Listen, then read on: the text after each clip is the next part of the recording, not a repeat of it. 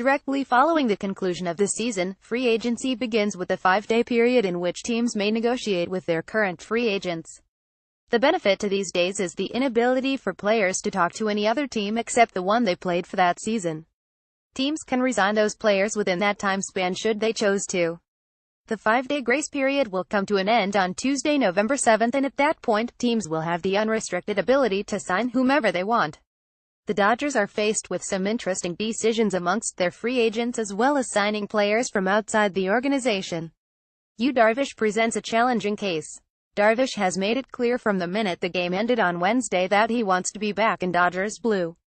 He said that he lost his passion for baseball with the Rangers and found it again with the Dodgers, followed by I'd like to return. This desire to come back should serve as a positive sign for anyone willing to look past Darvish's poor World Series performances, as it may show he is willing to be flexible regarding the dollar amount of his contract. Putting the World Series performances aside, Yu Darvish is still an elite pitcher who will be highly sought after. The Dodgers will most likely pursue him, but it remains to be known to what end and for how many years. With the news that Tanaka didn't opt out of his contract, that leaves Yu Darvish and Jake Arrieta as the top two starters on the market. Brandon Morrow had a career year from the bullpen even though he did not start the season on the big league roster. In 43.1 innings, Morrow went 60 with a 2.06 ERA and did not surrender a single homer during that stretch. Morrow's value is at an all-time high, and it would be a severe blow to baseball's best bullpen if the team cannot resign him.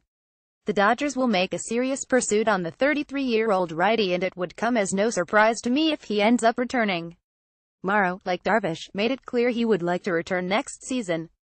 He's expected to seek around $8 per year but could find an opportunity to close elsewhere. It'll be interesting if Morrow prioritizes winning a championship over being the team's go-to guy. Tony Watson was added via trade and could also find himself playing for the Dodgers again next year. After joining the Dodgers, Watson went 21 with a 2.70 ERA across 20 frames. Watson served mostly as a lefty specialist alongside Tony Cingrani. Watson's experience and ability to attack lefties and righties make him a valuable player to the Dodgers organization, especially with the health of lefties Luis Avilan, Adam Liberatore, and Grant Dayton up in the air. Both Franklin Gutierrez and Curtis Granderson face the same fate. They will probably not be returning to the team next year. Gutierrez, who signed a one-year deal with the Dodgers before this season, was sparsely used by the Dodgers for reasons mostly related to injuries. Granderson, who was acquired before the waiver-only deadline, was a disappointment. After joining the team, Granderson collected just 18 hits, 112 at-bats.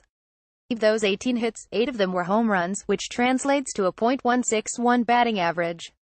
Granderson's future is either with another team or in retirement. Finally, Chase Utley will most likely part ways with the Dodgers after this season. Utley served as a backup second baseman this year as well as a mentor to young shortstop, Corey Seager.